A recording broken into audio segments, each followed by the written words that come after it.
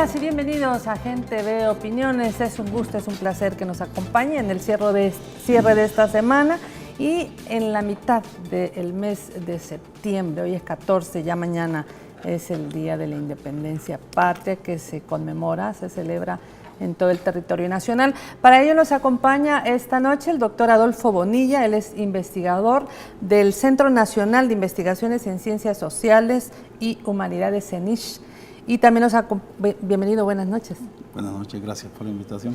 También nos acompaña Alfredo Ramírez. Él es historiador y docente de la Universidad de El Salvador. Bienvenido, buenas noches. Buenas noches, muchas gracias. Bueno, hace poco hemos tenido, me recordaba el doctor Bonilla, hemos estado aquí conversando en Gente Ve, hemos querido pues dedicar más de un espacio, por supuesto, a hablar de este tema tan importante para la nación como son los 197 años ya de independencia patria. Hoy quisiéramos profundizar un poco más sobre los movimientos y también los actores de este proceso de independencia en El Salvador. Yo quisiera, doctor, iniciar con que nos cuenten qué consistió este proceso de independencia en el país y Centroamérica, ¿verdad? Porque en ese momento era Centroamérica como tal. ¿Cuál era el contexto de la región en ese momento?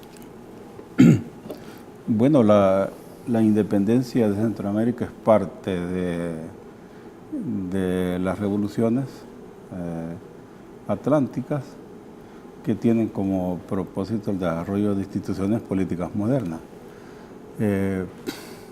Dentro de estas revoluciones tenemos en primer lugar la Revolución Inglesa, luego la Revolución de Independencia de los Estados Unidos, la Revolución Francesa, la Revolución Española y todos lo que se conoce como las revoluciones de independencia de Hispanoamérica y de la América francesa y portuguesa, porque está la independencia de Brasil, de Haití, y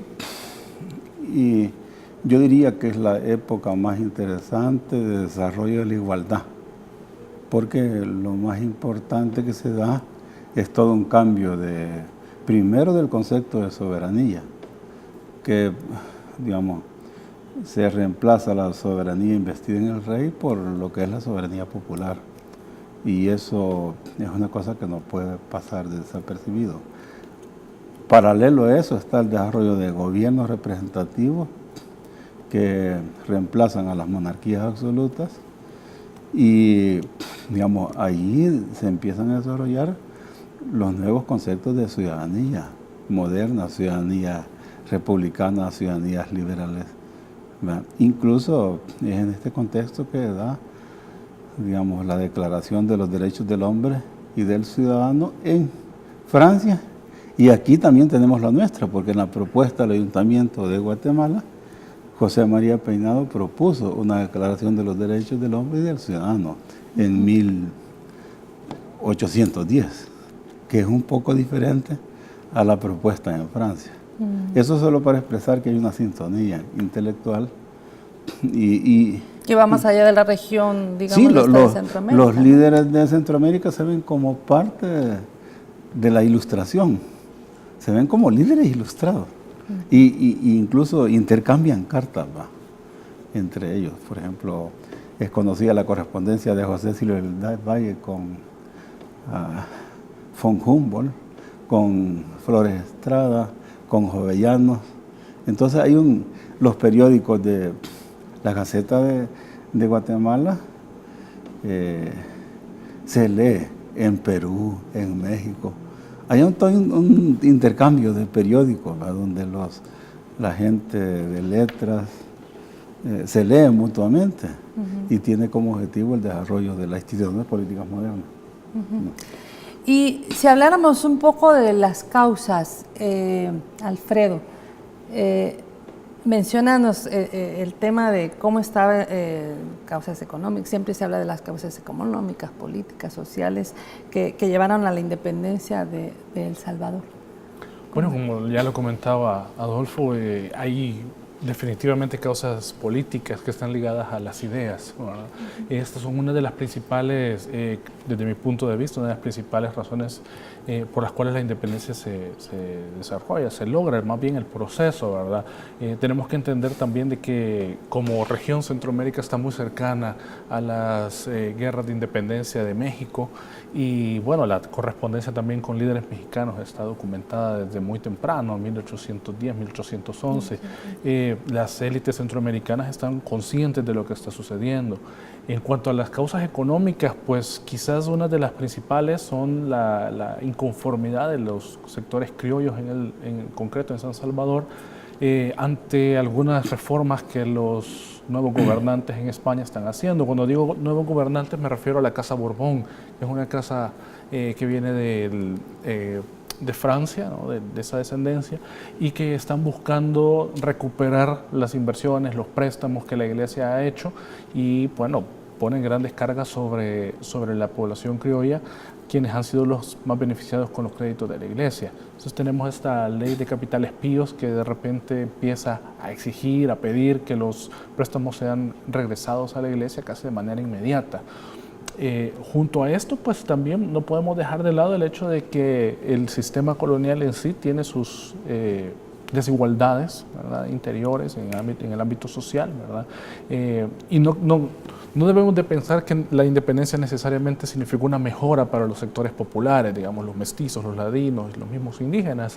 En algunos casos la independencia significó para ellos procesos en los cuales fueron tomados para las guerras intestinas de Centroamérica durante el periodo federal, ¿verdad?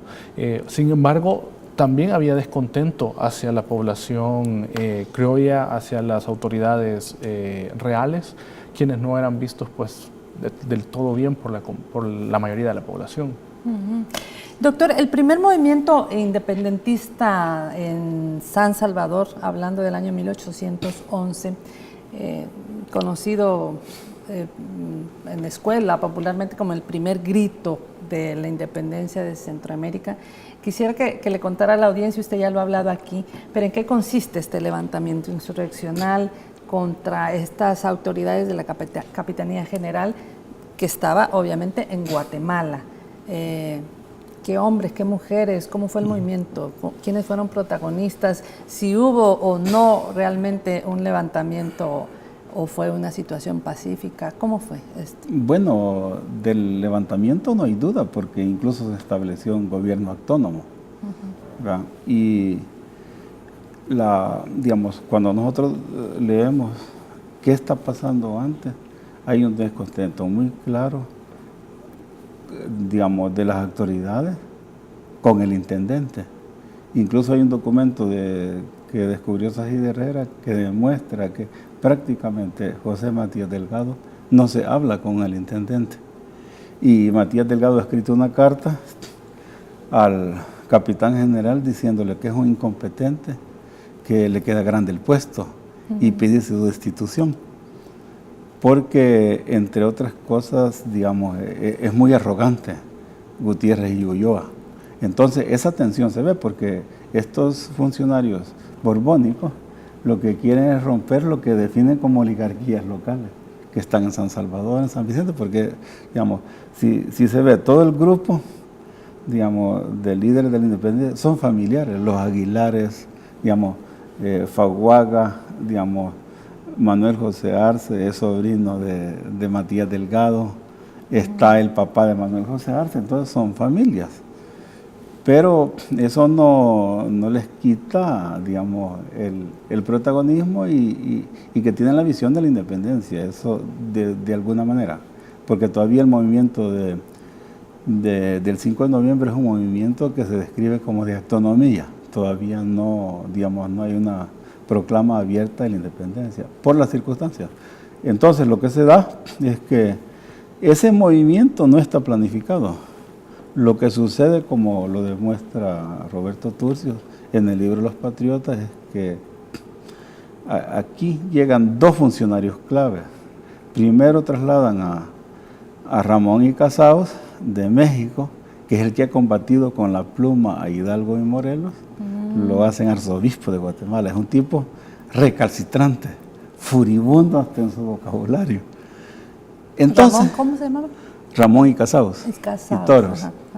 Entonces, él sospecha que en el bajo clero también van a surgir líderes de la independencia, como surgió en México. ¿Va?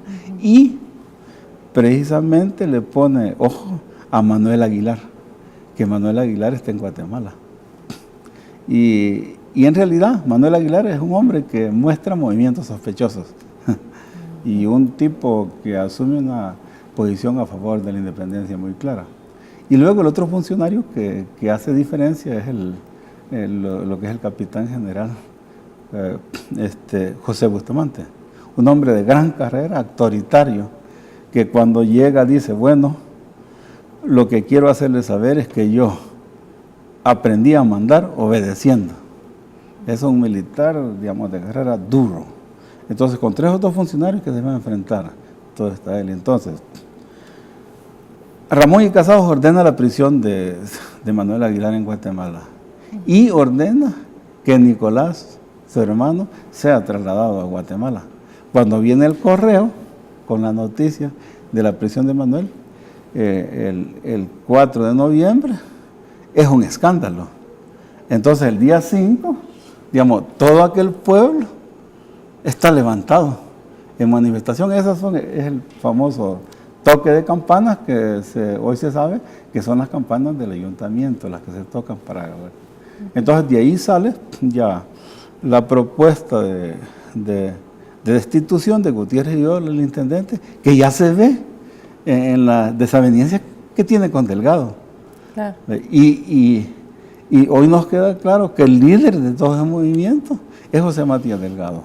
El 5, ya el 7 ya tenemos un gobierno establecido que por supuesto, digamos, ha destituido al intendente y hace una invitación a las demás ciudades para que manden miembros digamos, a la Junta de Gobierno. Claro, San Miguel, al recibir la nota, inmediatamente la quema en el parque. San Vicente es mucho más cauteloso. Incluso las tropas de San Miguel se vienen hacia San Vicente porque creen que desde Guatemala se va a ordenar un asalto a San Salvador. Entonces, ahí entre el Ayuntamiento de Guatemala y le propone al capitán general que haga una negociación. Y proponen que se acepte la destitución de Ulloa, que para esa época es gravísimo. La destitución entonces, José Bustamante lo acepta y envía a José Aycinena, hijo de don Fermín y de las personas más ilustres que ha tenido Centroamérica en términos políticos e intelectuales, como nuevo intendente. Y lo acompaña José María Peinado. Y entonces Delgado acepta la propuesta. Y ahí el levantamiento del 11 se soluciona de manera pacífica. Y tenemos como resultado algo interesante. José Aycinena como intendente, José Matías Delgado como vicario, y se elige por unanimidad a José María Peinado como alcalde de San Salvador. Para mí es un trillo político fabuloso en ese año, ¿no? Del 11, muy interesante. Convulso, ¿no? Desde el 5 de noviembre al 11. Sí. Bueno, Elías Humberto Peraza Castaneda saluda al doctor Adolfo, dice que excelente historiador, así como felicita a Gente Bella al CENICH por sensibilizar a la población sobre este tema de la gesta independentista del 15 de septiembre. Bueno, gracias por su sintonía, estamos a través de Facebook Live. Alfredo Ramírez, el segundo grito de independencia, estamos hablando que hay un segundo movimiento, ¿verdad? Independentista, pero ya en el año de 1814. Entiendo que fue la segunda de las sublevaciones en la ciudad de San Salvador. ¿Cuál era entonces en ese momento el objetivo de este segundo levantamiento? ¿Cómo se busca lograr, entendemos, la autonomía con respecto a la autoridad, a la corona española? ¿Cómo se gesta ese segundo movimiento? Bueno, siguen siendo movimientos que están ligados, sin lugar a dudas, a lo que está sucediendo en la península ibérica. Recordemos de que El Salvador, bueno, El Salvador como tal no existe. San Salvador, la intendencia de San Salvador, sigue estando subordinada y hasta cierto punto, digámoslo, pendiente, atenta a lo que está sucediendo tanto en la región centroamericana, Nueva España, llamado ahora México, y también la península ibérica. Entonces, todos estos movimientos que están sucediendo, ¿verdad? En cuanto al rey, en cuanto a qué pasa con Fernando VII, ¿verdad? Entonces, en la región centroamericana hay gente que está todavía a favor, ¿verdad? Y que no tiene claro el movimiento independentista o el proceso independentista como tal, ¿verdad? Entonces, en ese momento, en el 14, la historiografía más tradicional sí habla como de este segundo momento, esta segunda gesta, y lo que tenemos es un problema en realidad muy local entre alcaldes. Santiago José Celis es el personaje de ese segundo movimiento, ¿verdad?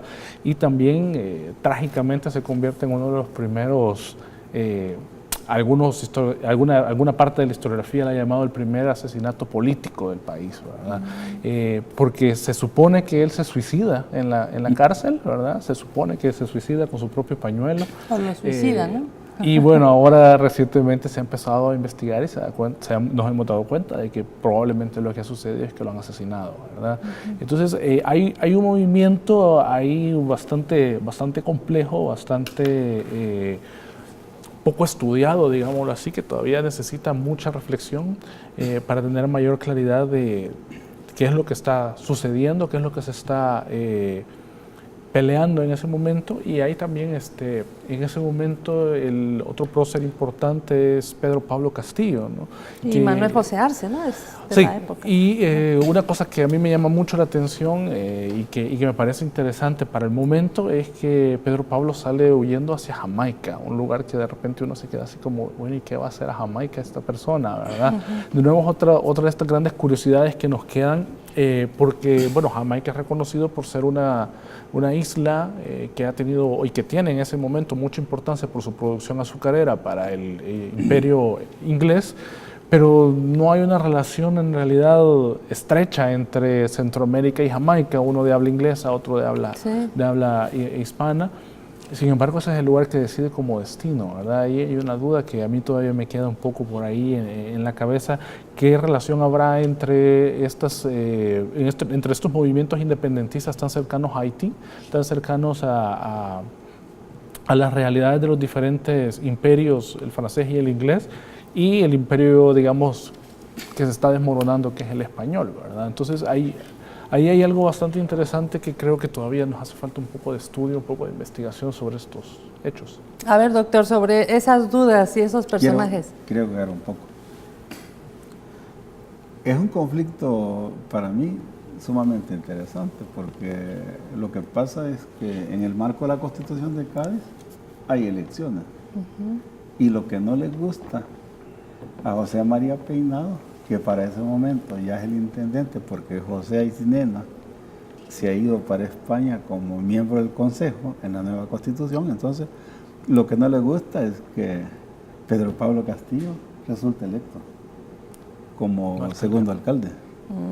Y también él tiene ya la fuerte sospecha de que hay comunicación de los líderes de San Salvador con Morelos.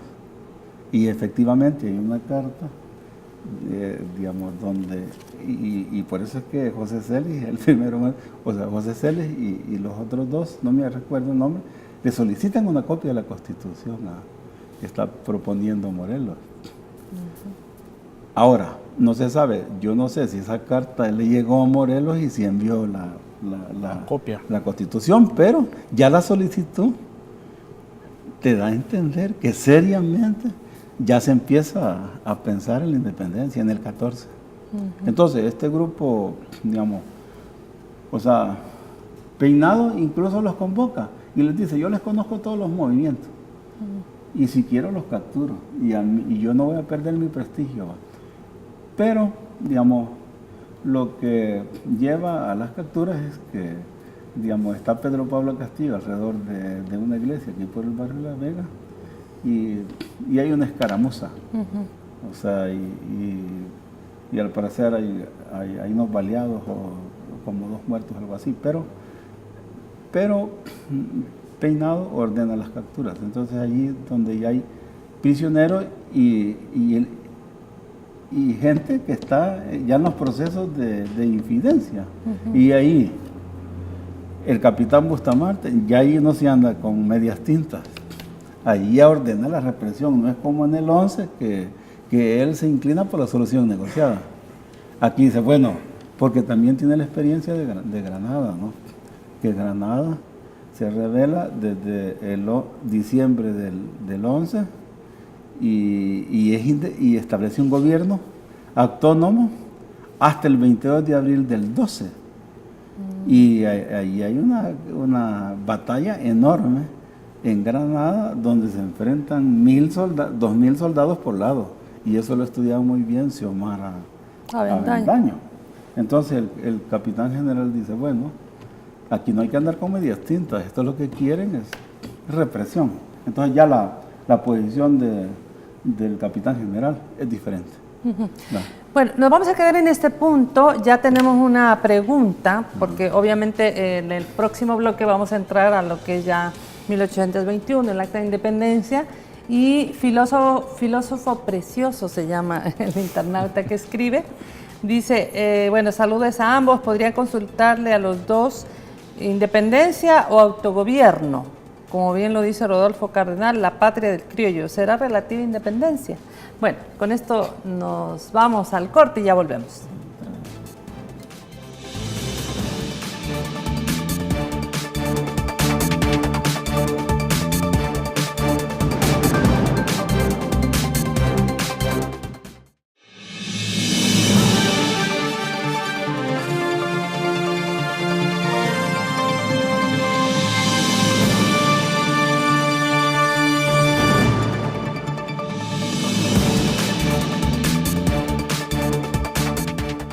Bueno, tenemos saludos de Marta Dinora Flores de Orellana, les saluda a ambos, bueno, ya leímos a Filósofo Precioso, a Ramiro Chavarría Telles, a Raquel Segura. Doctor Bonilla, esto de que si es autogobierno, si es independencia, si es relativa independencia, ¿cómo se llega a la firma del Acta de Independencia de 1821? ¿Quiénes la representan y realmente qué representa? Bueno, quiero explicar el término independencia porque hay mucha confusión.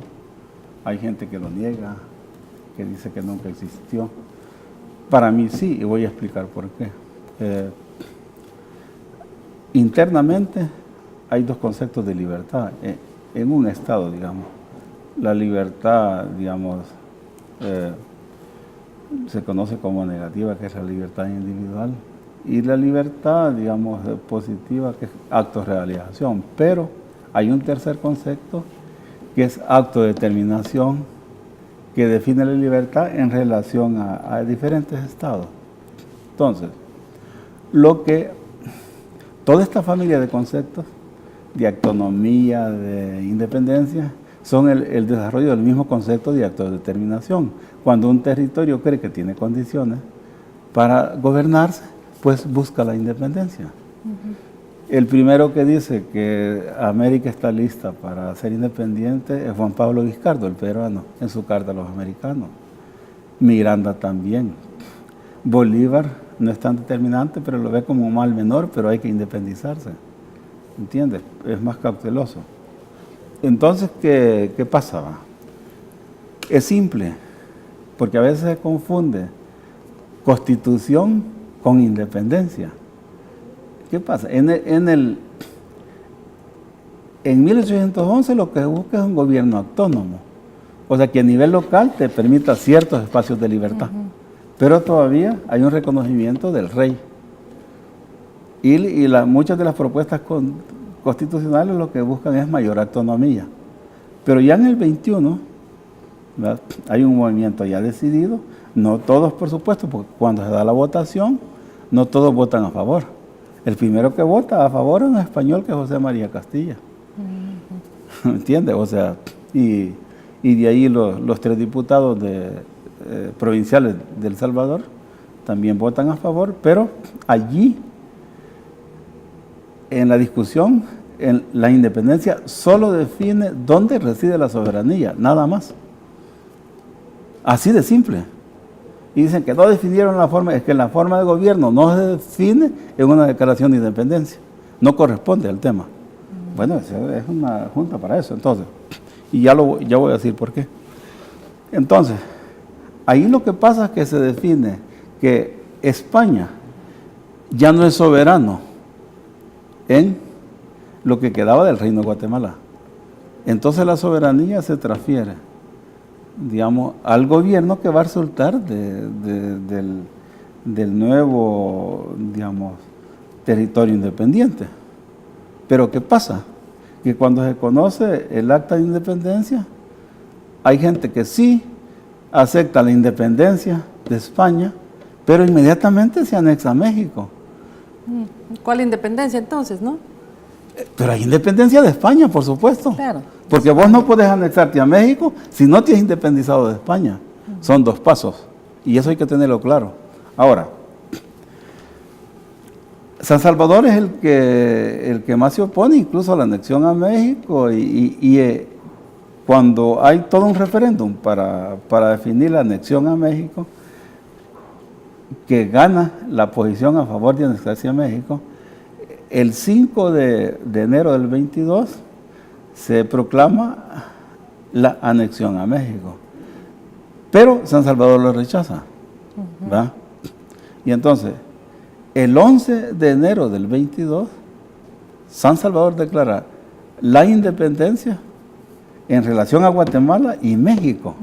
Y España. Entonces, el 11 de enero del mismo... Del 22. Del 22. Entonces, esa es una segunda independencia. ¿A dónde está la soberanía? Bueno, el cuerpo soberano se va a definir en San Salvador. Claro. ¿Ves cómo se va moviendo? Y luego, cuando fracasa la anexión, porque, digamos, el imperio que establece Iturbide se derrumba, entonces se convoca a un congreso que se transforma en asamblea constituyente y ese cuerpo declara la independencia absoluta el 1 de julio del 23. Ajá. Entonces, allí, el cuerpo soberano va a ser el cuerpo político de la asamblea constituyente de las provincias de la América Central, y entonces ya no va a ser soberano ni España ni México. Ahora, la forma de gobierno es otra discusión, y voy a dar un ejemplo. Estados Unidos declara su independencia en 1776 y solo tiene constitución en 1781, que es la primera constitución confederal. Esa no funciona. 5 años después. 5 años después. Eso no funciona. Y convocan otra convención, que es de donde sale la actual Constitución Federal, en 1787. O sea, ellos tardan, digamos, 11 años para definir la forma de gobierno. Y esto deja claro, digamos, que no es lo mismo la declaración de independencia, que solo define dónde reside la nueva soberanía, y otra cosa es la Constitución. Entonces, aquí en Centroamérica muchos se confunden las dos cosas, ¿me entiendes? ¿Va? Entonces un movimiento gradual. Si, digamos, esos no son temas fáciles. Si, por ejemplo, Estados Unidos, 3 meses antes de declarar la independencia, no había una decisión firme de independizarse, si prácticamente los ingleses los empujaron a la independencia. ¿Por qué? La independencia tiene 2 pasos importantes, ¿va? Primero, llegar a la convicción de que puede ser independiente. Y segundo, enfrentar la guerra de independencia. Porque generalmente cuando vos te estás independizando de un imperio poderoso, tenés que enfrentar la guerra de independencia. Si Estados Unidos, cuando declara la guerra de independencia, los ingleses le meten 800 barcos y demuelen Nueva York. Wow. Y la guerra dura hasta, 5 años una guerra, 40, y en Sudamérica, vos ves en la Carta de Bolívar, sí, murieron 250,000 personas en la guerra de la independencia. No, esto no es, no es juego el tema. Y no es papel. No es juego. Sí. No sé.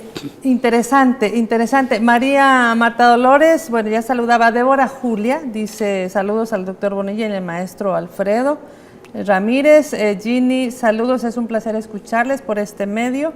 Walter Escobarcito dice que este tipo de programas con salvadoreños tan ilustrados en la temática, como ambos profesionales, debería de ser una constante en Canal Gente B. Óigalo, director.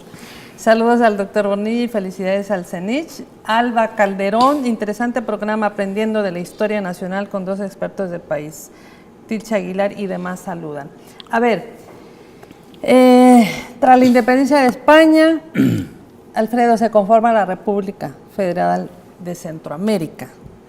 ¿Cuál era la característica de este esfuerzo entonces que surge de esta Asamblea Constituyente de las Provincias Unidas de Centroamérica? Hablemos un poquito de ese periodo con,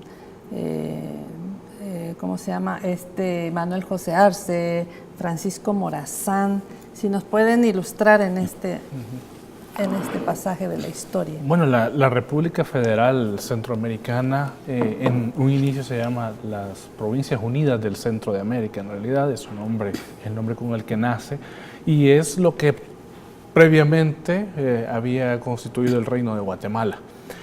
Hay quizá aclarar 2 cosas en este sentido. Primero, ¿qué es el Reino de Guatemala en sí? ¿Por qué se llama reino y qué sucede con este espacio geográfico que se independiza en septiembre del 21? Y es lo que nosotros celebramos. Es bien importante tener en consideración de que fue el gobierno, bueno, fueron 300 años de historia colonial que configuraron ese espacio, ¿verdad? O sea, hemos sido más tiempo parte de España que independientes, y esto es algo que hay que tener en cuenta porque la configuración sociopolítica, la configuración político-administrativa del espacio lo debemos a las dinámicas históricas, ¿verdad? Lo debemos a dinámicas históricas complejas. Para el momento de la independencia, para ese momento, para 1821, lo que tenemos es el antiguo Reino de Guatemala que se convierte en las Provincias Unidas del Centro de América. Ahí tenemos, como ya lo ha explicado el doctor Bonilla en detalle, tenemos básicamente 2 años de estira y encoge entre el Reino de Guatemala y sus propias contradicciones internas, concretamente Guatemala y El Salvador, que están peleando por la producción añilera y el diezmo y el tributo que se recoge de la producción añilera y la administración de ese comercio y de ese diezmo desde la ciudad de Guatemala. Entonces tenemos primero ese conflicto interno y por el otro lado tenemos todas las influencias externas. El federalismo estadounidense, que sin lugar a dudas va a pegar duro en Centroamérica, también en Sudamérica por supuesto, pero también toda la guerra de independencia mexicana que va a llevar a una persona como Iturbide a pedirle al rey de España, bueno, si usted no viene en 6 meses a reclamar sus territorios, pues entendemos que somos independientes, ¿verdad? Al pasar ese tiempo, la Ciudad de México declara la independencia y así las ciudades hacia el sur van también declarando su independencia hasta llegar a Guatemala. Cosa curiosa que casi nunca se menciona. En el caso de El Salvador tenemos nuestra propia declaración de independencia. Cada provincia que habían sido intendencias y ahora se convierten en provincias, van declarando la independencia. Incluso Costa Rica, que es la de los nublados, creo que le llaman, ¿verdad? A esa acta declaración de independencia en realidad. Ahora bien, ¿qué sucede después cuando se conforma la República Federal? Se construye un sistema de gobierno donde los estados puedan tener autonomía. Pero el problema de base, ¿verdad? El problema con el que nace esta República Federal es que el centro del poder se sigue ubicando en Guatemala, que ya había generado bastante anticuerpo, bastante rechazo durante el periodo colonial y durante el periodo de ajuste, digamos, entre el 21 y el 24. Y San Salvador, por ejemplo, aparece como Estado federado, declarando su forma, su carta de nacimiento, su constitución, ¿verdad? Meses antes de la Constitución Federal, incluso. Y el otro punto que queda siempre, otros 2 puntos que quedan siempre en el aire son: uno, la organización de las milicias. ¿Cuál es el ejército federal? ¿De dónde va a surgir ese ejército federal? No queda del todo claro, y los estados empiezan a formar sus propias milicias. Y el otro es la recolección del tributo. ¿Quién recoge los impuestos? Lo recogen los estados, y los estados tienen que pasar la cuota al Estado federal. Eso no sucede. Entonces tenemos un Estado federal sin recursos, quebrado, ¿verdad? El primer presidente, y esta pregunta yo a veces la hago con mis amigos y les digo, ¿quién fue el primer presidente de El Salvador? Si caen en la luna. Bueno, el primer presidente de la región fue Manuel José Arce, el primer presidente federal de la federación. Y el segundo fue Francisco Morazán, ¿verdad? Que básicamente se dividen ese periodo de casi 20 años, entre el 24 y el 40, se lo dividen casi que por mitad, ¿verdad? Uno gobierna los primeros años y del 29 en adelante, 29-30 al 38. Entonces, estos son los dos grandes personajes, ¿verdad?, que gobiernan y que son la cabeza del gobierno federal. Doctor, usted tiene un escrito sobre la ruptura de la República Federal y sus consecuencias. Si nos amplía un poco brevemente esta parte del surgimiento y de la República Federal. Bueno, ahí lo que yo desarrollo es la idea de que un problema grave es que Guatemala, la ciudad de Guatemala, no es un centro hegemónico. Y entonces la falta de un centro hegemónico es lo que explica un poco la ruptura. ¿Por qué? Porque, digamos, hacia Guatemala, la ciudad de Guatemala es la Asunción, entonces hay muchos resentimientos. Primero, digamos, con el terremoto de 1774, la corona ordena la construcción de una nueva ciudad. Es para quitarle el protagonismo a la iglesia en Santiago de los Caballeros, Antigua Guatemala. Y entonces provoca una disputa amarga entre Antigua y Guatemala. Por ello es que, digamos, la nueva ciudad surge con una población escasa. Solo en 1829, las dos tienen 25,000 habitantes.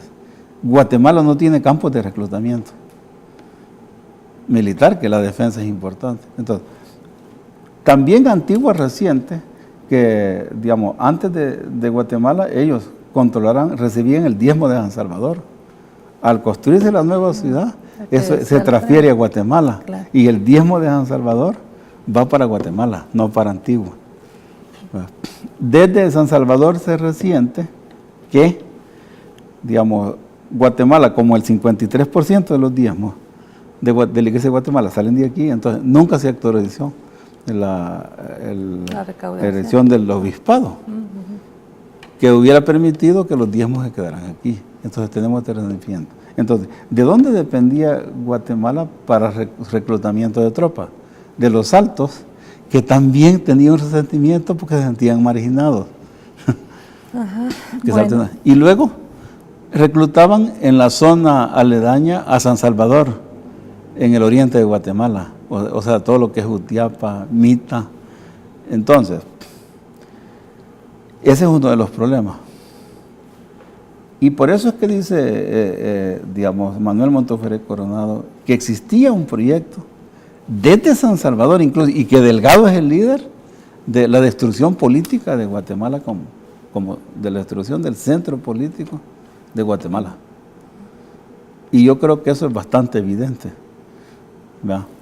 Y, digamos, la victoria de Morazán a la cabeza de los ejércitos de San Salvador, de Honduras y Nicaragua, es la victoria de las fuerzas regionales.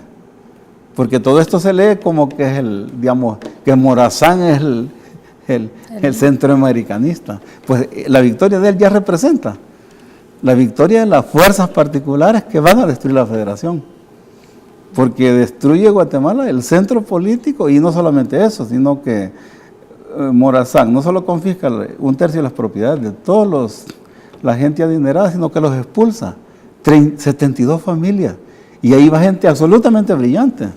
O sea, intelectualmente, Guatemala casi queda vacía. Casi queda vacía. Es una cosa que casi nunca se ha entendido. Sí. Tengo que hacer una pausa, doctor. Al volver vamos a tratar de hacer alguna conclusión. Me van a quedar varios temas en el tintero. Vamos a pedir a la producción que la próxima semana volvamos a traer el tema, porque nos falta hablar del 32, nos falta hablar del 41, nos falta hablar de la actualidad. Entonces, nos vamos a pausa y ya volvemos.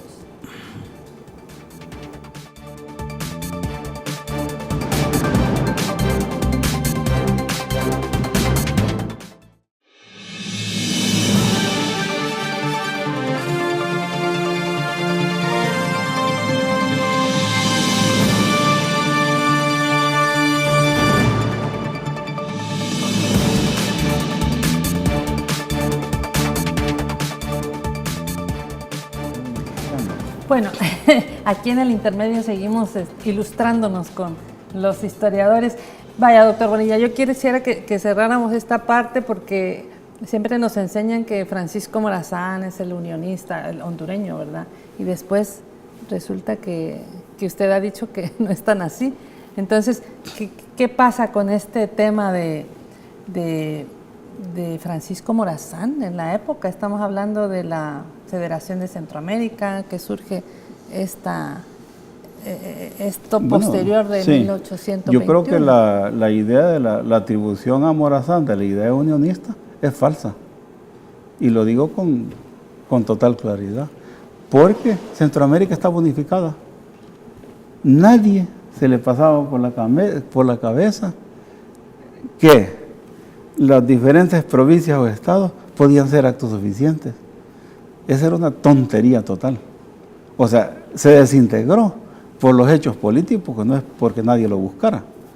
Incluso yo diría que era más unionista Manuel José Arce, porque él quiere una república central.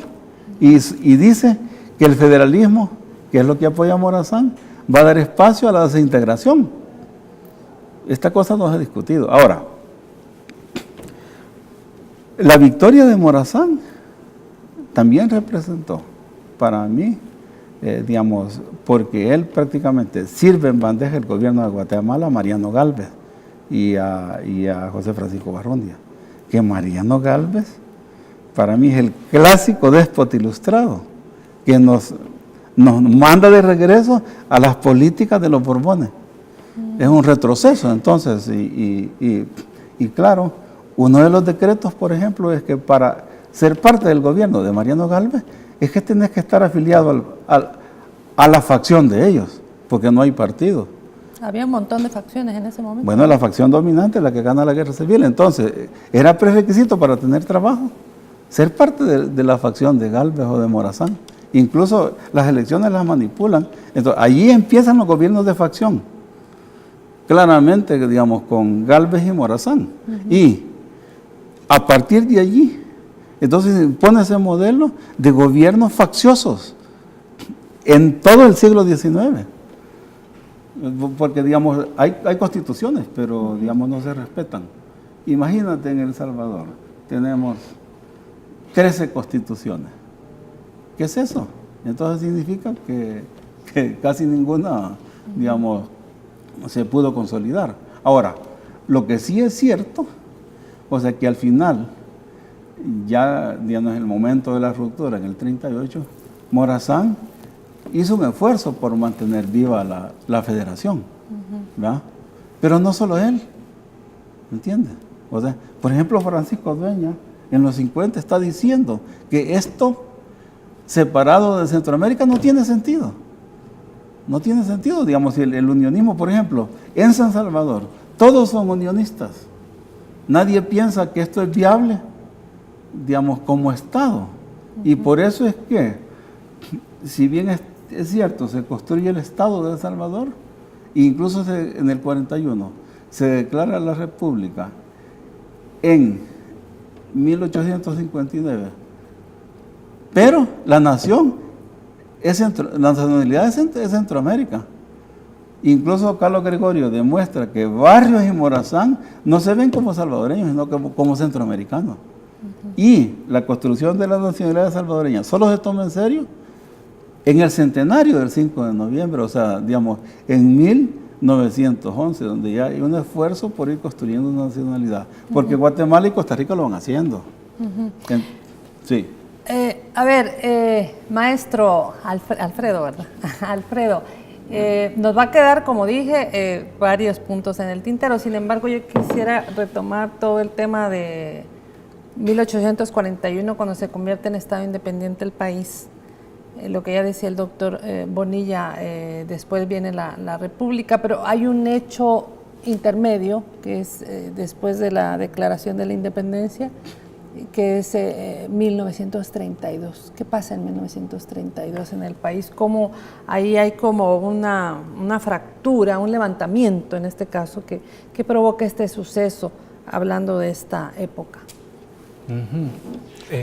Bueno, hablando de la época casi 100 años después, ¿no?, de lo que hemos estado discutiendo a lo largo de este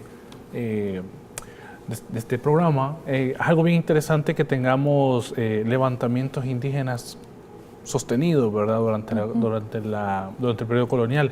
En 1833 tenemos el levantamiento de Anastasio Aquino y casi 100 años después, ¿verdad?, tenemos el de 1932, el de los nonalcos, correcto, y casi 100 años después, con estas vueltas que da la historia un poco así extraña, ¿verdad? Tenemos el levantamiento también de la zona occidental del país de 1932, ¿verdad? Entonces tenemos ahí casi 100 años de una historia que ha quedado un poco enterrada, un poco oculta, en cuanto a la resistencia indígena y la fuerza que han tenido los pueblos originarios en El Salvador.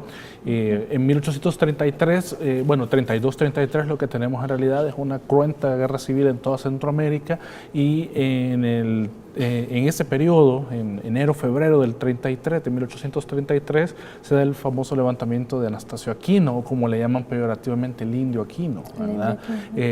En realidad lo que se tiene ahí es un conflicto bastante complejo, que ya el doctor Bonilla nos ha dicho algo de eso, y también previamente había mencionado yo el problema de las reclutas y el problema de la economía de la República Federal. En el caso del levantamiento de Anastasio Aquino, el problema era de que las tropas salvadoreñas que se dirigían a tratar de contenerlo, un levantamiento en San Miguel, pasan reclutando personas en los nonualcos, a los cuales consideran guerreros muy aguerridos, muy buenos. El ¿verdad? Indio Aquino era famoso. Exacto. Por su Entonces, esas combatividad. reclutas generan mucho descontento en la población de la zona de la región de San Juan Nonualco, Santiago Nonualco y Zacatecoluca. Cuando este movimiento en San Miguel ya está controlado y se ha tomado la plaza central de San Vicente por parte de las tropas salvadoreñas, llegan las tropas federales, y esto es algo que de repente nosotros no somos conscientes, pero para esta época tenemos las tropas del Estado de El Salvador y tenemos las tropas federales, pero tenemos otro grupo más, que son el ejército de Anastasio Aquino, de la localidad. Entonces tenemos tres grupos peleando, ¿verdad? Y tres conflictos ahí. Tenemos el área local, que es propiamente la de los nonualcos, el área nacional, que la llamaríamos ahora, que es el Estado de El Salvador, y el área regional, que es la de la Federación Centroamericana. Entonces tenemos ahí a Narciso Benítez en San Miguel, tenemos a Juan José Guzmán, creo que es, en San Salvador, y tenemos a Anastasio Aquino en medio de estos dos grupos, ¿verdad?, enfrentándose. Nos vamos a quedar en eso porque ya se me acaba el tiempo, tenemos que despedirnos. Sin embargo, yo vuelvo y repito a la producción que por favor nos den oportunidad en otro programa de terminar con la ruptura y el fracaso de la República Federal de Centroamérica, retomar un poco esto último para concluir, porque es muy interesante la historia. Gracias, doctor Bonilla, por estar aquí. Muchas gracias. Y gracias, Alfredo, por estar aquí. Muchas gracias. Y sobre todo ustedes, y me encanta que los docentes, ahí está Jaime Cáceres, que da clases sociales, también pendiente, aprendiendo, dicen, y pues les prometemos que la próxima semana volveremos a traer el tema. Hasta el lunes a las 7 de la noche le invitamos a una nueva entrevista.